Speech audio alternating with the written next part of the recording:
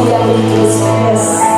Kau sudah menyerahkan Yesus untuk menyelamatkan setiap kami.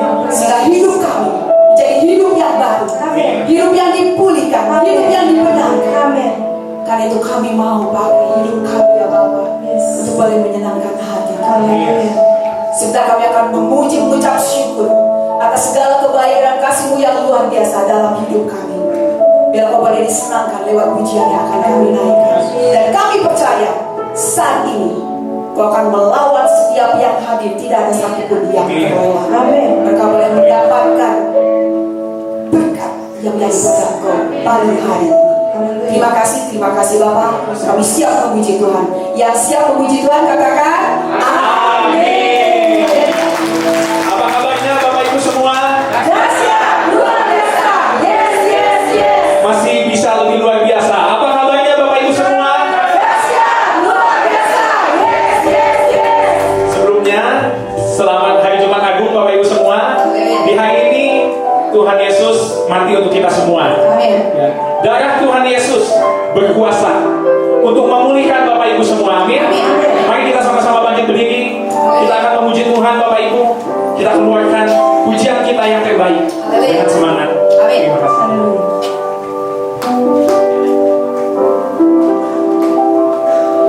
Ada kuasa dalam darahnya, darah domba Allah.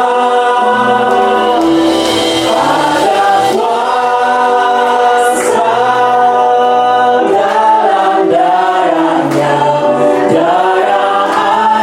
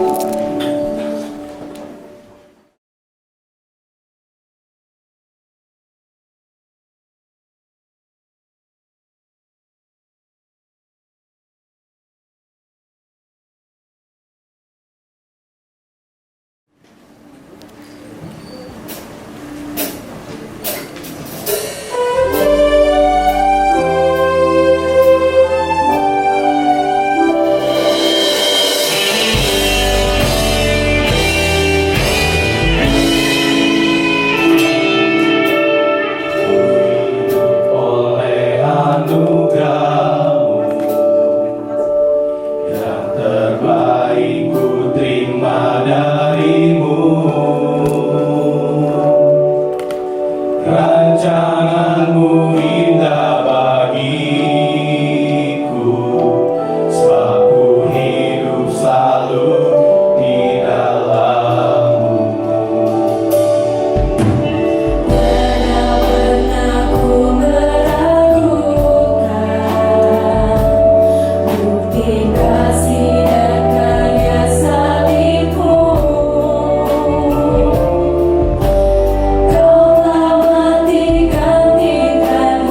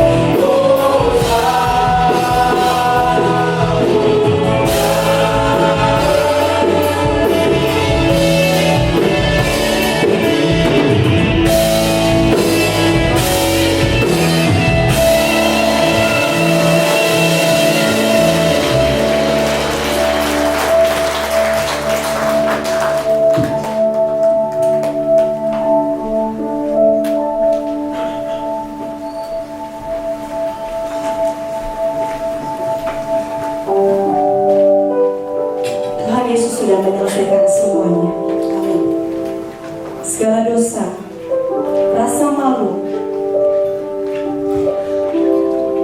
penolakan, kesendirian,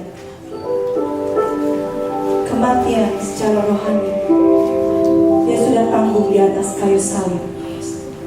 Dan saat Tuhan Yesus mengatakan sudah selesai di atas kayu salib, itu berarti Dia menjadi cawan penebus dosa setiap kita. Mari Bapak Ibu dan jemaat sekalian, kita mau bersyukur buat segala kasih yang Tuhan sudah berikan dalam kehidupan kita. Kita mengingat kembali pengorbanan Tuhan yang begitu luar biasa dalam kehidupan setiap kita. Darahnya, tubuhnya Dia berikan buat saudara dan saya. Apa komitmen kita di hadapan Tuhan? Mari kita bawa hati kita, kita bawa hidup kita di hadapan Tuhan. Sebab besar kasih setia Tuhan dalam kehidupan kita. Terima kasih Tuhan.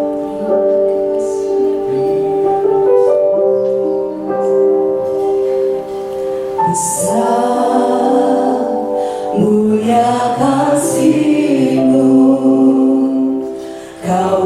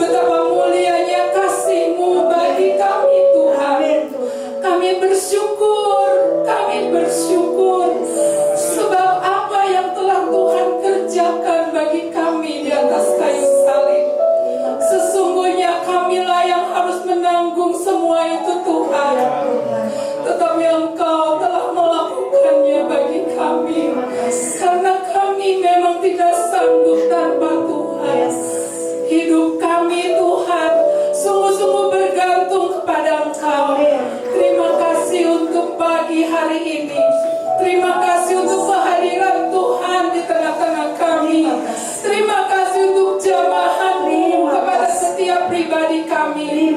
Hati kami siap terbuka untuk firman-Mu. Kami ingin mendengar suara-Mu ya Tuhan, yang Kau sampaikan lewat hamba-Mu.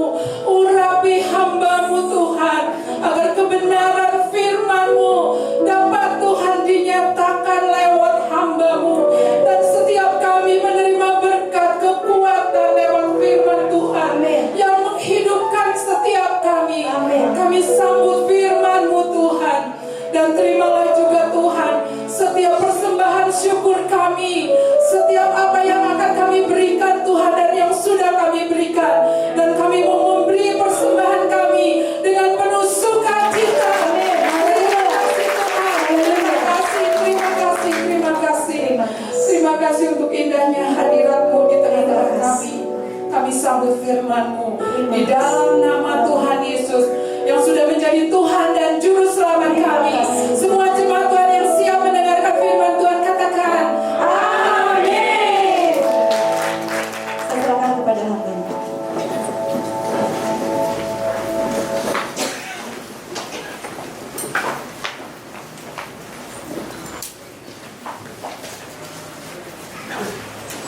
Selamat pagi, selamat berbakti, selamat Jumat Agung. Amin.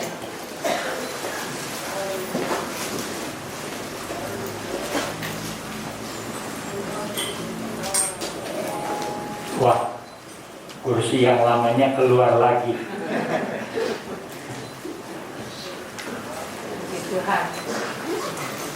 Beritahu yang di sebelah saudara, gereja kita masih kurang besar.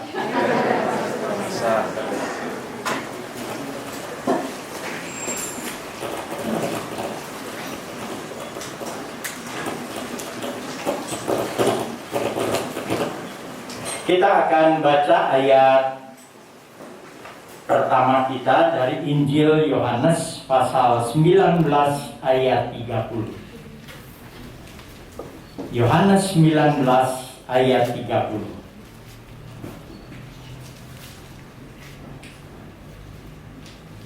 Kita akan membaca ayat ini bersama-sama. Yohanes 19 ayat 30. Sudah siap? Ya. 1, 2, 3. Sesudah Yesus meminum anggur asam itu, berkatalah Ia, sudah selesai. Lalu Ia menundukkan kepalanya dan menyerahkan nyawanya.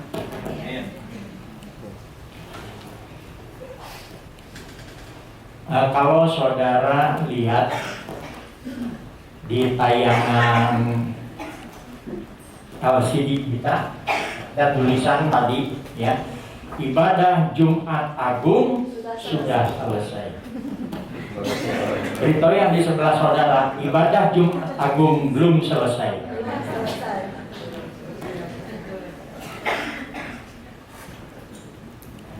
Karena itu temanya saya kasih tema sudah selesai pakai tanda tanya.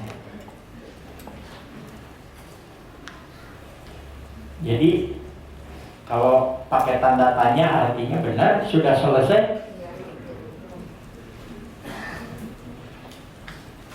Waktu Tuhan Yesus menghadapi kematiannya atau sebelum mati, Tuhan Yesus berkata sudah selesai. Tadi kita baca ayatnya, ya. Sesudah Yesus meminum anggur asam itu, berkatalah Ia, sudah selesai. Lalu Ia menundukkan kepalanya dan menyerahkan nyawanya. Nah, waktu Dia berkata sudah selesai, apa maksudnya? Apa artinya?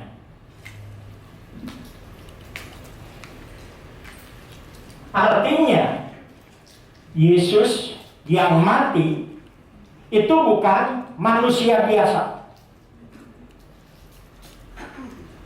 Yesus yang mati bukan penjahat. Sebab waktu itu yang mati disalib ada 3, 2 lagi penjahat. Yang ketiga, Yesus. Dia bukan manusia biasa, dia bukan penjahat. Dia mau menunjukkan bahwa dia adalah Tuhan. Dia adalah juru selamat. Dia adalah Mesias yang sedang melakukan pekerjaannya.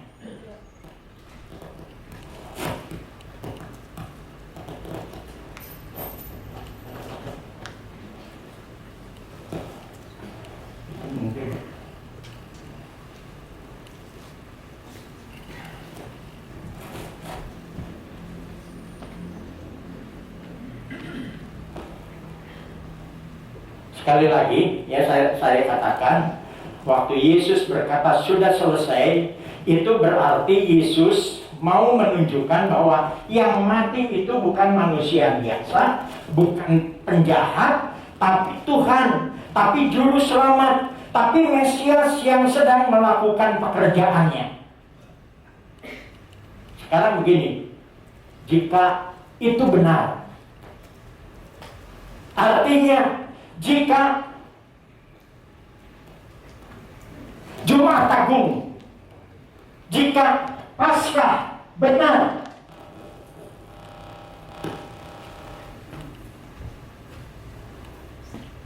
jika semuanya itu benar, apa yang sudah selesai? Menurut saudara, apa yang sudah selesai? Apa yang beda? Kalau asalnya belum selesai, sekarang sudah selesai, ada yang beda. Apa yang beda? Kalau kita lihat apa yang beda, apa?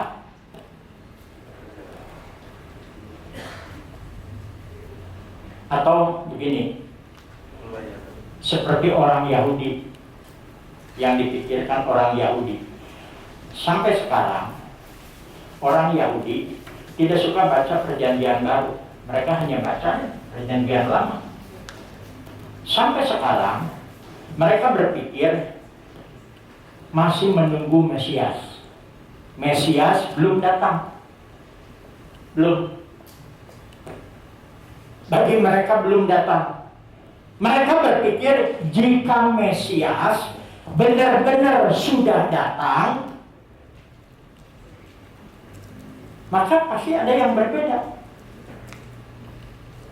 Kalau Mesias benar-benar sudah datang, mengapa tidak ada yang berbeda?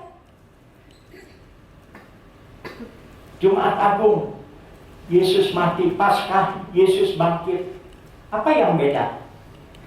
Hari Sabtu, hari Senin, Selasa, dan seterusnya sama seperti Selasa, Sabtu, hari-hari sebelum Yesus mati, sebelum Yesus bangkit, sama. Betul sama? Betul. Betul. Tidak ada yang berbeda.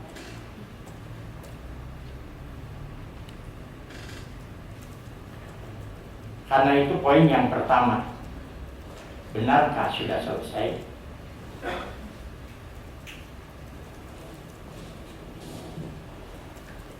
Seperti tema kita, sudah selesai.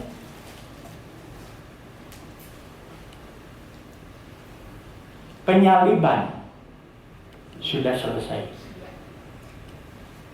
Tapi sekali lagi, yang disalib 3 orang. Yang 2 penjahat, jelas penjahat. Dan orang-orang pada masa itu berpikir, banyak yang berpikir juga Yesus itu salah satu penjahat. Makanya mati disalib. Penyaliban sudah selesai. Saudara dan saya, kita orang Kristen percaya peperangan rohani itu sudah terjadi. Kita hidup di dalam keyakinan bahwa Yesus atau Tuhan sudah menang. Amin. Kita hidup dalam keyakinan itu. Kita percaya bahwa dosa, kematian, penderitaan sudah dikalahkan. Si jahat, iblis, diinjak di bawah kaki Tuhan. Amin. Amin. Kita percaya itu. Persoalannya, tapi faktanya, katanya dosa sudah dikalahkan. Saudara masih berdosa. Tiap hari mungkin berdosa. Kematian sudah dikalahkan. Manusia semua masih mati. Iblis sudah dikalahkan, ditaklukkan. Tapi iblis masih terus menggoda. Tiap hari masih menganiaya, termasuk menganiaya orang Kristen. Penderitaan sudah dikalahkan oleh Tuhan. Tapi banyak orang masih menderita. Atau dengan kata lain, bukan hanya di dalam hidup jasmani, di dalam hari-hari, termasuk di dalam hal-hal yang bisa dikatakan rohani, hal-hal dosa, hidup benar, kematian, tidak ada bedanya. Tetap sama. Jadi, seperti poin pertama, benarkah sudah selesai? Apa bedanya?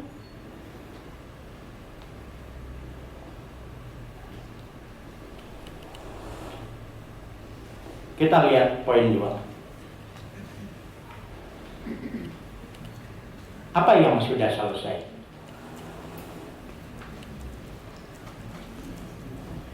Apa yang beda? Kalau sudah selesai, pasti ada yang beda. Saya ingin beritahu kepada saudara bahwa yang sudah selesai adalah bagian Tuhan. Bagian Tuhan. Apa yang Tuhan Yesus harus kerjakan, apa yang Tuhan Yesus harus lakukan sesuai perintah Bapa, semua sudah dikerjakan. Apa yang Tuhan harus lakukan supaya saudara dan saya bisa diselamatkan, semua sudah diselesaikan. Nubuat-nubuat perjanjian lama, semua sudah dilakukan oleh Tuhan. Sehingga tidak ada satupun nubuat perjanjian lama yang tidak digenapi. Semua sudah. Karena Tuhan sudah melakukan bagiannya.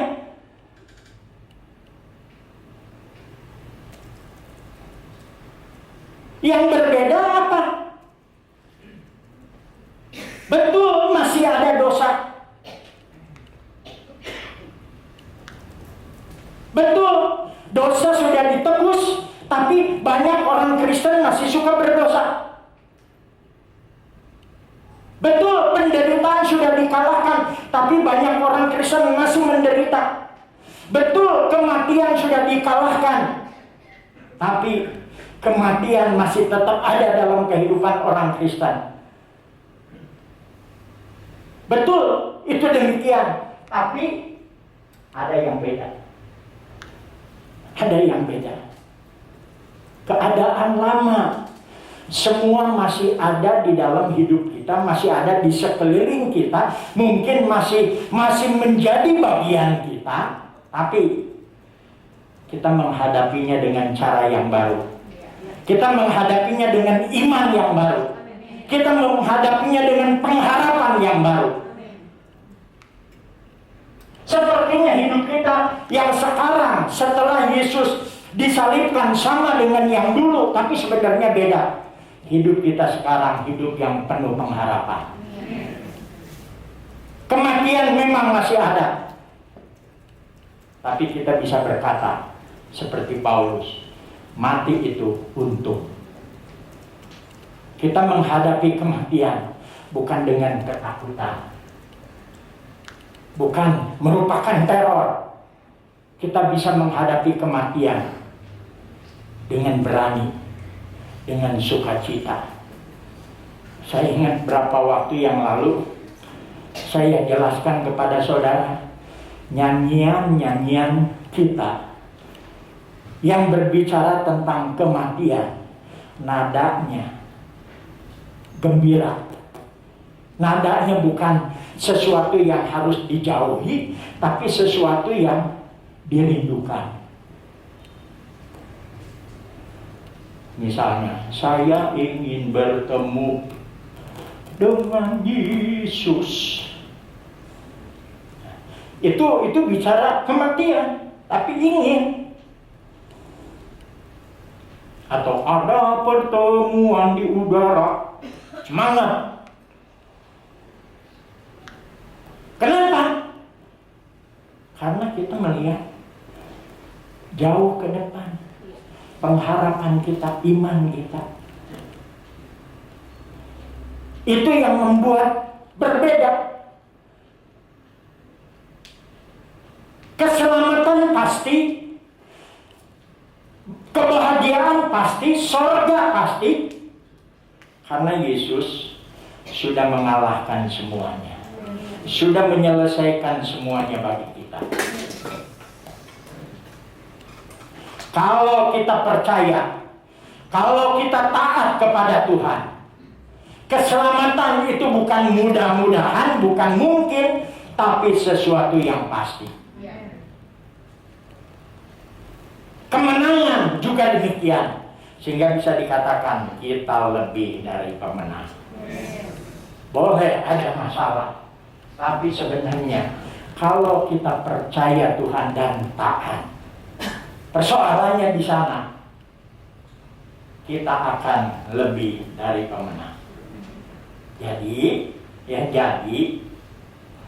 artinya begini, bagian Tuhan sudah selesai, tapi bagian kita belum selesai. Pekerjaan Tuhan sudah tuntas semuanya, tapi pekerjaan pergumulan saudara dan saya belum selesai. Nanti waktu mau mati, baru kita bisa berkata seperti Rasul Paulus di dalam Timotius 4. Aku telah mengakhiri pertandingan yang baik. Sekarang mahkota tersedia bagi. Baru selesai. Ya kalau sudah kita akan tutup mata. Yesus juga waktu berkata, sudah selesai, tutup mata. Sekarang belum selesai. Beritahu yang di sebelah saudara, bagian kita belum selesai. Itu masih harus dilakukan. Itu masih harus diperjuangkan tiap hari. Kalau saudara dan saya tidak melakukan bagian saudara, percuma Tuhan sudah menyelesaikan bagiannya. Tanggung jawab kita lah melakukan bagian kita. Kalau kita melakukan bagian kita, tidak perlu kita takut bahwa si iblis masih menggoda. Tidak perlu kita takut bahwa dosa masih ada di dunia. Kita tidak perlu takut bahwa masih banyak penderitaan bisa terjadi di dalam kehidupan di dunia. Tidak perlu takut. Kenapa? Sebab kita bisa mengatasinya. Kita akan keluar sebagai pemenang. Tuhan Yesus berkata di dalam Yohanes pasal 16 ayat 33, dalam dunia kamu menderita, tapi kuatkanlah hatimu, sebab aku telah mengalahkan dunia.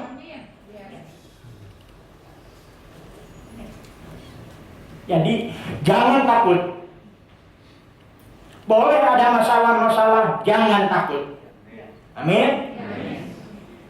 Yang terakhir, yang ketiga, apa bagian kita? Kalau bagian kita belum selesai, apa bagian kita? Secara singkat saja saya sampaikan 3 hal. bagian kita. Yang pertama, untuk jadi pemenang. Tuhan melalui kematiannya di kayu salib sudah menang. Tuhan mau saudara dan saya jadi pemenang. Jangan kalah lagi oleh dosa. Digoda iblis, kalah lagi. Diberi penderitaan oleh iblis, kalah lagi. Jangan kalah lagi.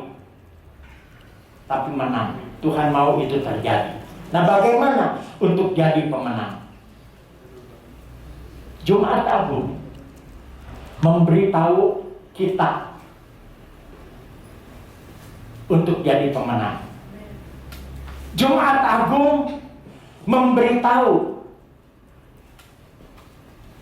tidak ada jalan keluar dari dosa, dari kematian, kecuali dengan kematian.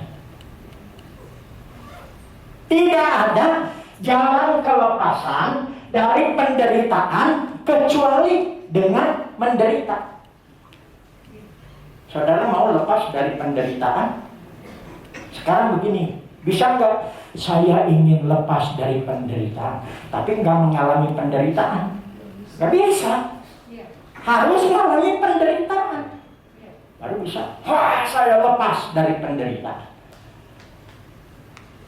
Tidak ada jalan kemenangan dari masalah, kecuali kita mengalami masalah. Itu begitu. Saya bisa katakan begini, ya. Orang yang tidak mengalahkan kematian dengan kematian, perhatikan sekali lagi. Orang yang tidak mengalahkan kematian dengan kematian akan dikalahkan oleh kematian. Ngerti enggak? Sekali lagi saya katakan, orang yang tidak mengalahkan kematian dengan kematian akan dikalahkan oleh kematian. Itu hukumnya. Paulus tidak bisa dikalahkan oleh ancaman kematian. Kalau diancam kematian tidak kalah, tidak takut, apalagi diancamnya di penjara, apalagi diancamnya dipukul. Kenapa Paulus tidak takut diancam di penjara, dianiaya, dibunuh? Sebab dia nggak takut mati, siap mati untuk Tuhan. Mati untung, karena nggak takut mati, jadi diancam kematian ya percuma. Siap mati. Kalau saudara siap mati, tidak takut mati, bisa orang nakut-nakutin saudara dengan kematian? Tidak bisa. Itu hukumnya. Firman Tuhan berkata, barang siapa memeliharakan nyawanya, ia akan kehilangan nyawanya. Tapi barang siapa yang kehilangan nyawanya karena Tuhan, dia akan mendapatkannya. Itu begitu hukumnya. Tidak ada kekecualian. Sehingga Tuhan sendiri pilih cara itu untuk mengalahkan dosa, untuk mengalahkan kematian dengan kematiannya di kayu salib. Jadi, maukah saudara jadi pemenang? Menang dari dosa, menang dari kematian. Apa yang harus kita lakukan? Apa bagian kita? Harus mati.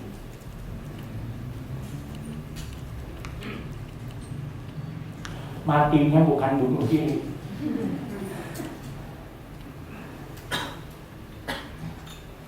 Matinya harus mati dari ego kita. Harus mati dari keakuan kita. Harus mati dari keinginan sendiri. Seringkali yang membuat kita berdosa, membuat kita salah, membuat kita bertengkar, membuat kita bermusuhan, dan lain sebagainya, ego kita. Karena kita mengikuti ego kita. Kalau kita menyalipkan keakuan kita, justru itu yang membuat kita menang. Jadi harus mati dari keakuan kita. Yesus sebelum disalib, waktu dia mulai memasuki saat-saat penyaliban, dia sempat berkata kepada bapaknya, "Bapak, kalau boleh, biarlah cawan ini lalu. Tapi bukan kehendakku yang jadi, kehendakmu jadilah."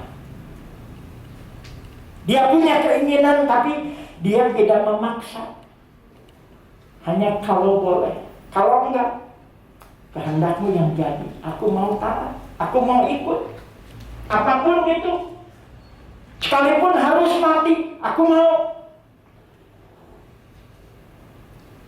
Paulus mengatakan hal yang sama di dalam Galatia. Dia mengatakan, "Adapun hidupku ini bukannya aku lagi, melainkan Yesus yang hidup di dalam aku. Tetapi hidup yang sekarang aku hidup di dalam tubuh ini, aku hidup di dalam iman kepada Anak Allah." Dia katakan begitu. Ya. Dia jalani hidup bisa menang. Kenapa? Bukan aku lagi. Yang aku lakukan di dalam hidup ini adalah di dalam iman kepada Anak Allah yang sudah mengasihi kita, yang sudah menyerahkan dirinya untuk kita. Itu yang membuat dia jadi lebih dari pemenang. Dosa, iblis menyerang dia, menggoda dia, mengganggu dia dari berbagai macam masalah. Dia tidak bisa dikalahkan. Dia bisa menghadapi semuanya dengan baik. Dia bisa tetap bersyukur kepada Tuhan. Dia bisa tetap taat. Dia bisa tetap cinta Tuhan. Jadi dengan kata lain, untuk jadi pemenang, apa yang harus kita lakukan?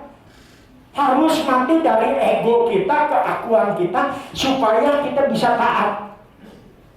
Itu yang pertama. Lalu yang kedua, untuk keselamatan jiwa kita.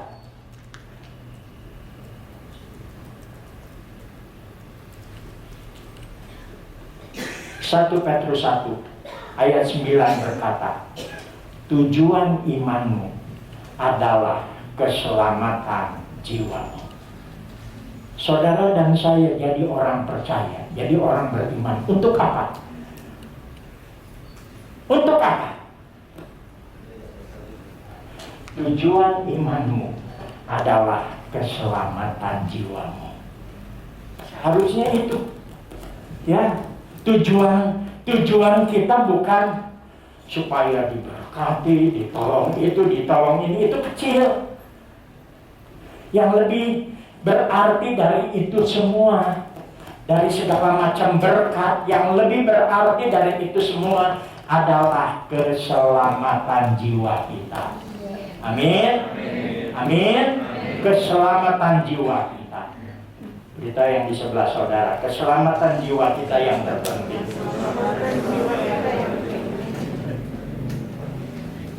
Tuhan Yesus menunjukkannya waktu suatu saat murid-muridnya dikirim. Lalu mereka pulang. Mereka sukacita, gembira. Kenapa? Setan-setan takluk. Mereka bisa mengadakan mujizat-mujizat. Tapi Tuhan berkata kepada mereka, jangan bersukacita karena roh-roh itu takluk kepadamu. Jangan bersukacita karena hal-hal spektakuler.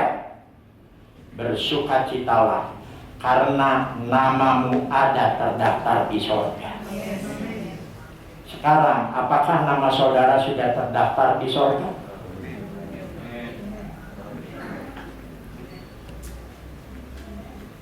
itu jauh lebih penting dari saudara diberkati ini, diberkati itu, ditolong ini, ditolong itu jauh lebih berarti. Firman Tuhan menunjukkannya, sekaya apapun seseorang, kalau lalu dia masuk neraka, dia akan menyesal selama-lamanya, tidak bisa diperbaiki lagi. Tuhan Yesus gambarkan itu melalui perumpamaan orang kaya dan Lazarus yang miskin. Dan saya beritahu saudara, itu adalah salah satu kisah yang tragis. Satu keluarga, 6 orang, semua masuk neraka.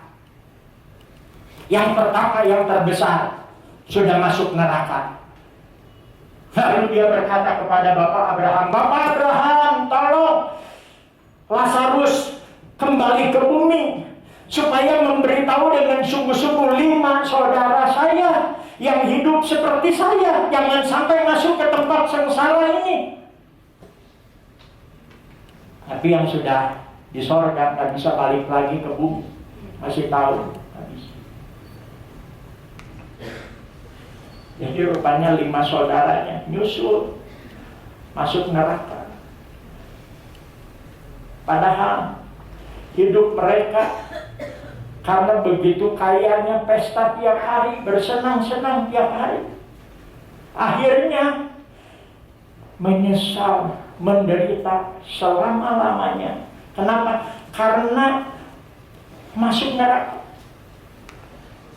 Kekayaannya, menikmati kekayaan selama di dunia ini nggak ada artinya bagi mereka dibandingkan dengan penderitaan kekal itu.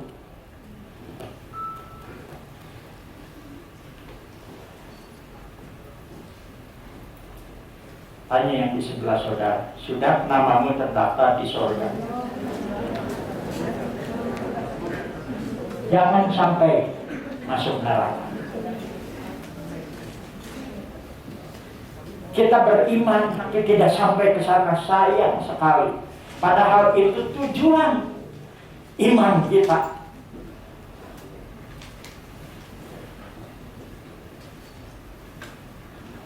Sekarang, ya, kalau untuk jadi pemenang, kita harus mematikan keakuan kita atau ego kita supaya kita bisa taat. Untuk keselamatan jiwa kita, apa yang harus kita lakukan? Supaya nama kita terdaftar di sorga, apa yang harus kita lakukan? Roma 10 ayat 10 berkata percaya. Percaya. Kita percaya dan menerima Tuhan Yesus sebagai Tuhan dan Juru Selamat kita. Kita percaya, kata Roma 10, percaya di hati membuat kita dibenarkan. Lalu mulut mengaku kita diselamatkan. Jadi bukan saya sudah percaya di dalam hati, gak cukup. Gak cukup. Saudara harus mengaku. Dari mulut keluar. Ada bukti pengakuan. Dari mulut keluar pengakuan. Lalu selain dari mulut keluar pengakuan, kalau kita sungguh percaya, apa yang harus kita lakukan? Dibaptis.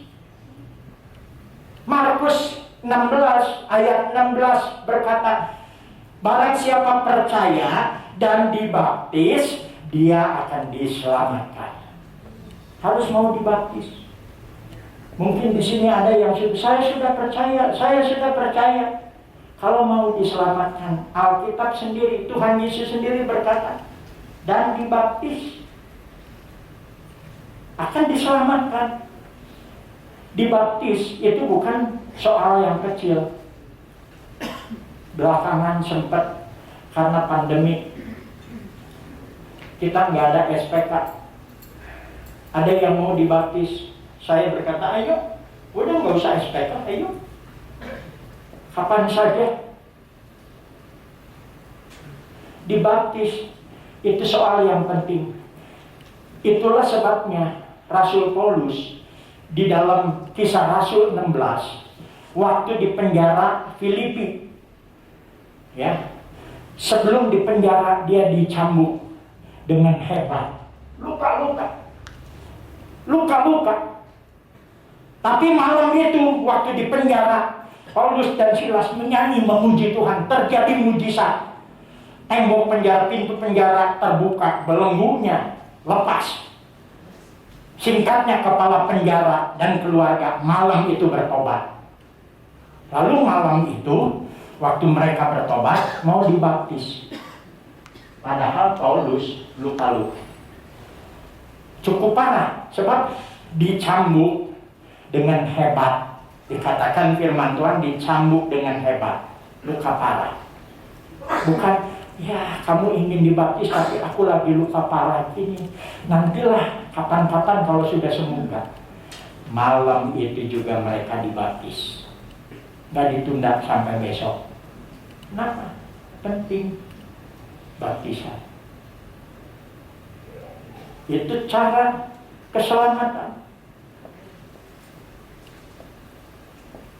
Bagi bapak, ibu, saudara yang belum dibaptis, harus segera dibaptis. Kalau betul percaya, jangan sampai kehilangan keselamatan itu hanya karena hal-hal seperti itu.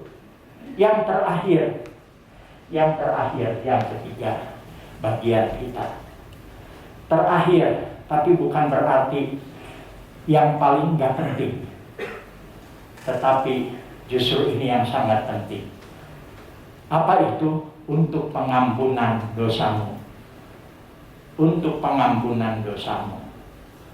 Saudara tidak akan diselamatkan kalau darahnya tidak mengampuni dosamu. Kalau kuasa darahnya tidak menghapus dosamu, gak ada keselamatan.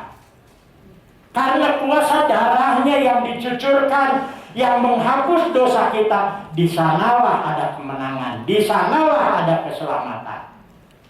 Kita baca 1 Yohanes 1 ayat 9.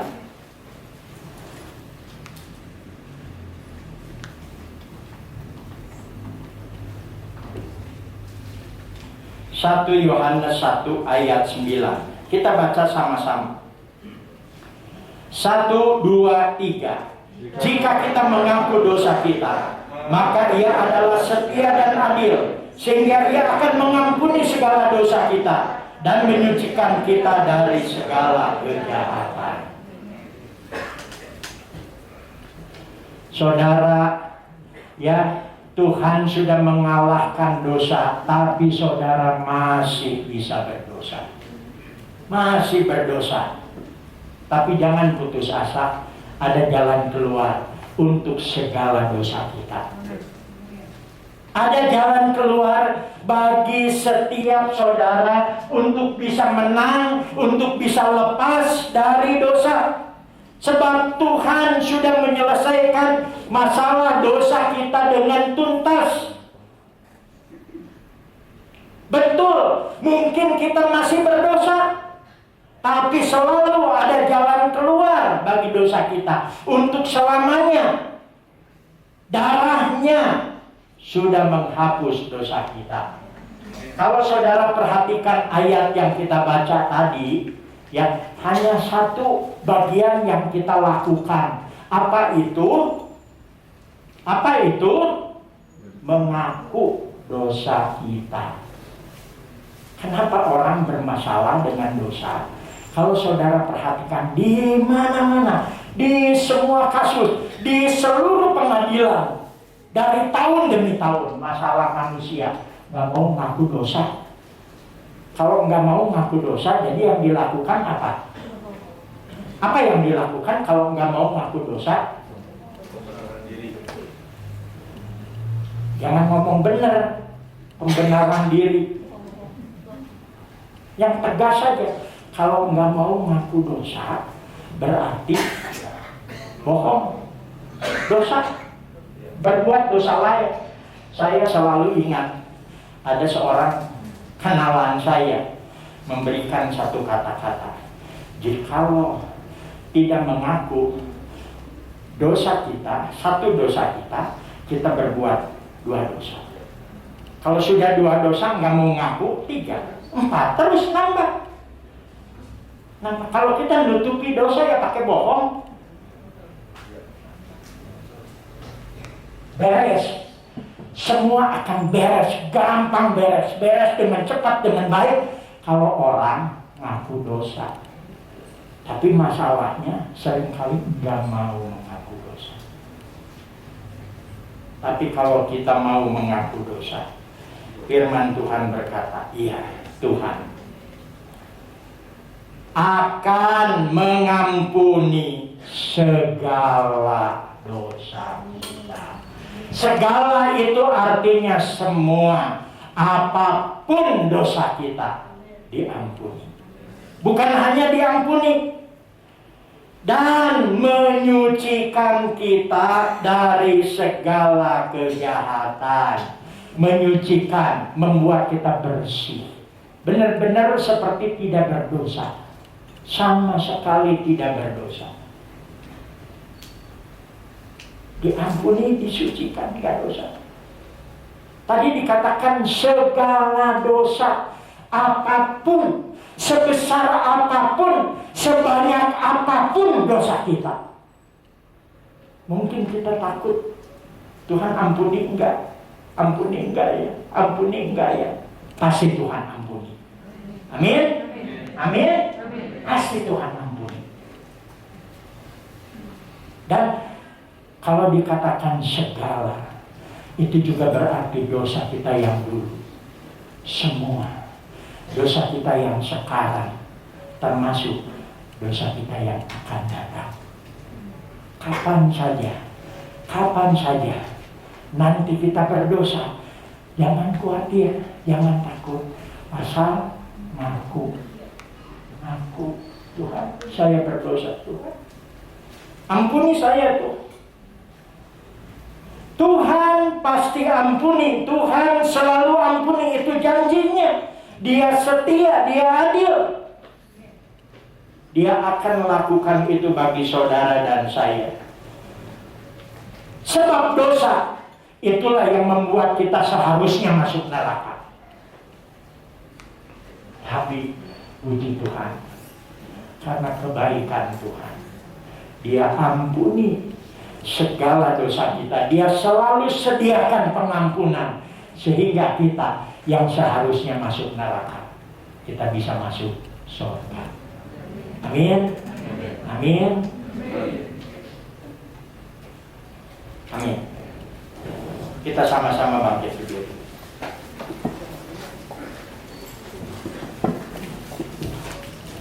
Kita semua bangkit berdiri. Saudara tutup mata. Tuhan sudah melakukan bagiannya. Kalau dulu dia melakukan bagiannya dengan mati di salib, hari ini Tuhan sudah melakukan bagiannya dengan menyampaikan firman-Nya kepada saudara dan saya. Tuhan sudah selesai melakukan bagiannya. Tinggal sekarang kita melakukan bagian kita. Maukah apa yang Tuhan sudah lakukan tidak percuma? Lakukanlah bagian kita. Pertama, kalau magi selama ini saudara jadi orang Kristen yang kalah lagi, nggak mencerminkan kehidupan Kristen di pekerjaan, di rumah, ribut lagi, salah lagi, berdosa lagi. Hari ini mau berkata, Tuhan, saya tidak mau begitu terus. Saya mau jadi pemenang. Tuhan, ampuni keegoisan saya. Ampuni selama ini saya mementingkan diri saya sendiri. Tolong saya, Tuhan, supaya saya bisa taat, saya bisa mengalah, saya bisa berkorban. Tolong Tuhan. Saudara yang mau didoakan supaya jadi pemenang, angkat tangan saudara, tunjukkan kepada Tuhan. Akui Tuhan akan menolong. Angkat tangan saudara.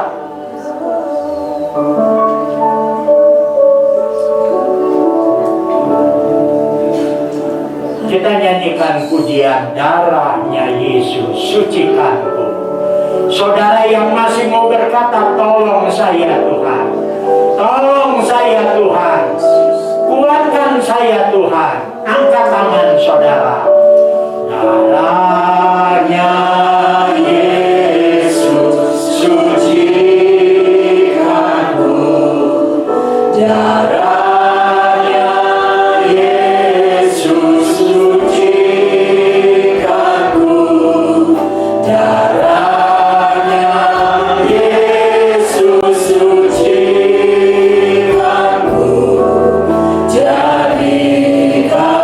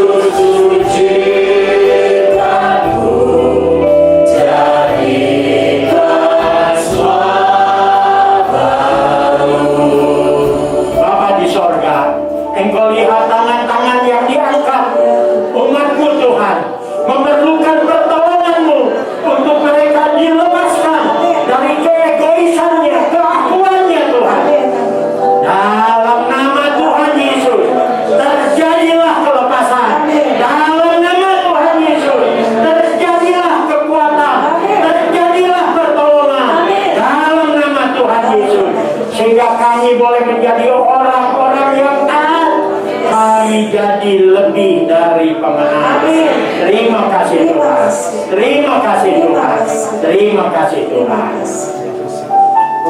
Mungkin ada di antara saudara yang mau berkata, Tuhan, saya mau nama saya terdaftar di sorga. Keselamatan pasti bagi saya.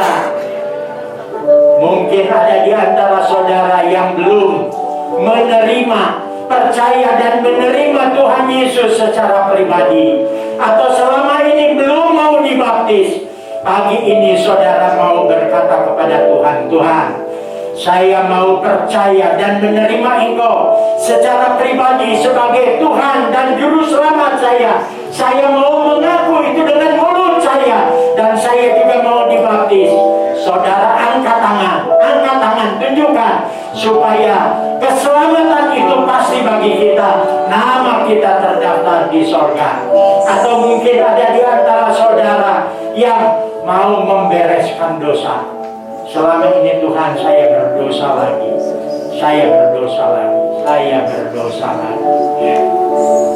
Kalau saudara mau dibereskan, mau diampuni, akui dosa itu.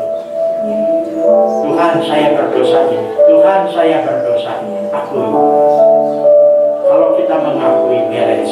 Amin. Tuhan ampuni. Amin. Tuhan sucikan. Amin. Untuk dua hal ini, silakan saudara yang mau dibereskan, mau ditolong Tuhan, angkat tangan saudara, akui dosa saudara.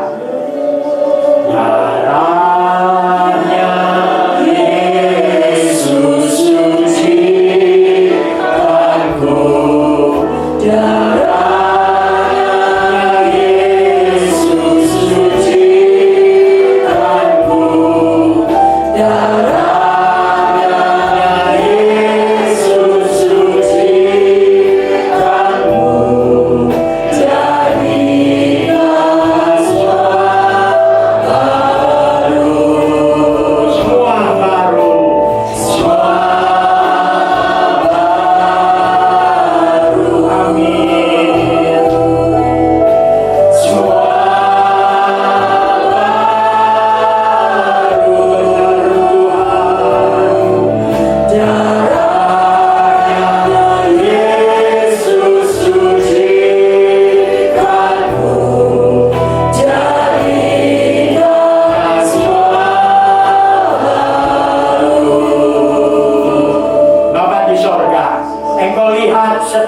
yang mengaku dosa mereka.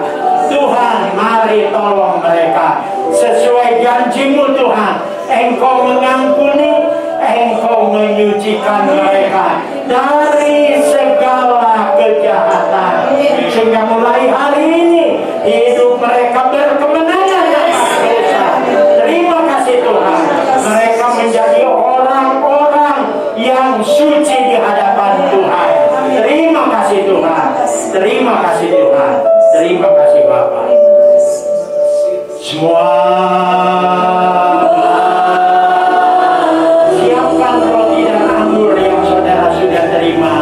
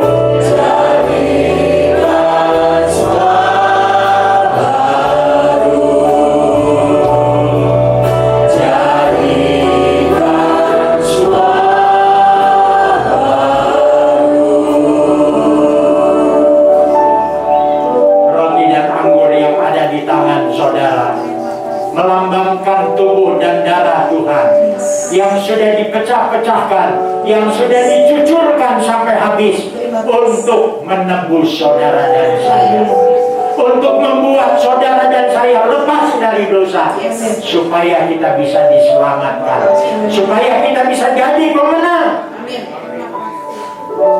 Sebab itu sebelum makan roti dan anggur, bereskan hidup kita di hadapan Tuhan. Sekali lagi, akui kalau ada dosa. Itulah yang membuat manusia masuk neraka. Jangan sampai saudara tiap minggu ada di gereja tapi akhirnya masuk neraka. Jangan sampai itu terjadi. Bereskan dosa.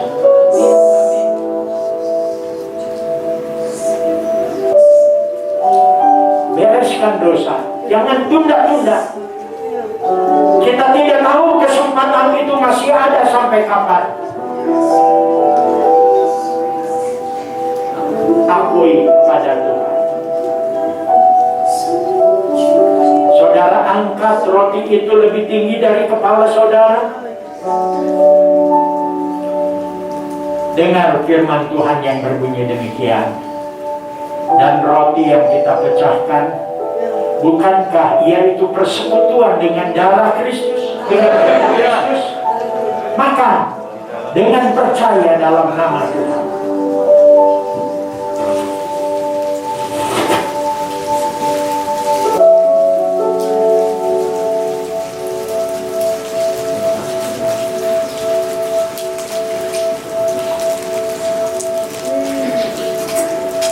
kita angkat cawan itu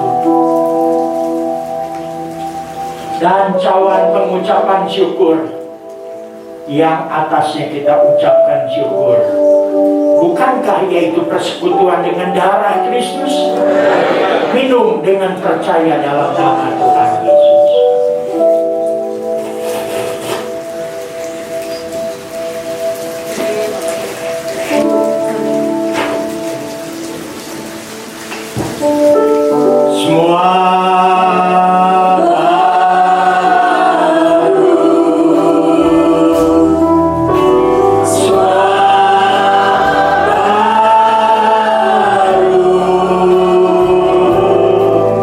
Darah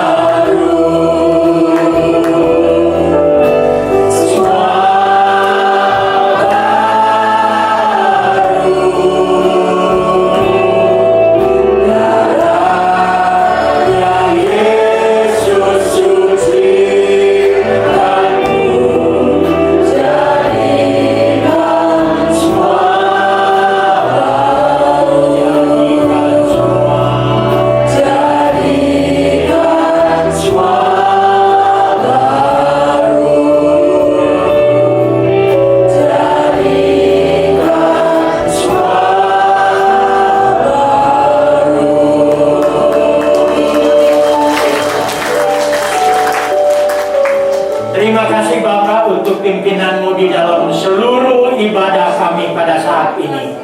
Kiranya Tuhan, semua yang Tuhan sudah kerjakan boleh membuat kami baru. Di dalam segala perkara di dalam kehidupan kami terjadi pembaharuan. Terima kasih Tuhan. Terima kasih kami boleh menjalani kehidupan kami terus dengan harapan baru yang Tuhan terus berikan kepada kami. Dan kalau sebentar kami pulang, kami boleh pulang di dalam damai-Mu, berkat anugerah cinta kasih dari Allah Bapa dan Tuhan Yesus, di dalam persekutuan Roh Kudus menyertai kami sampai selama-lamanya. Dalam nama Tuhan Yesus kami berdoa. Yang diberkati sama-sama katakan amin. Saya serahkan pada yang bertugas. Puji nama Tuhan, jemaat Tuhan, kita sudah menyelesaikan ibadah hari Jumat Agung kita pada pagi hari ini. Setiap kita pasti diberkati oleh Tuhan. Saya akan membacakan beberapa pengumuman. Besok hari Minggu ada ibadah perayaan Paskah. Tetap jamnya ibadah 1, 2, dan 3. Kemudian hari Senin ada ibadah doa malam dimulai pukul 6:30 malam sampai 7:30. Kemudian hari Selasa ada ibadah wanita, kaum wanita WBT Maranatha dimulai pukul 10 pagi sampai 11:30 siang bertempat di Holis 8. Kemudian hari Rabu ada ibadah doa pagi secara online dimulai pukul 5 pagi sampai 6 pagi. Baik jemaat Tuhan, ibadah selesai, selamat pulang, selamat hari Jumat Agung, selamat berlibur, dan sampai hari Minggu Tuhan Yesus memberkati.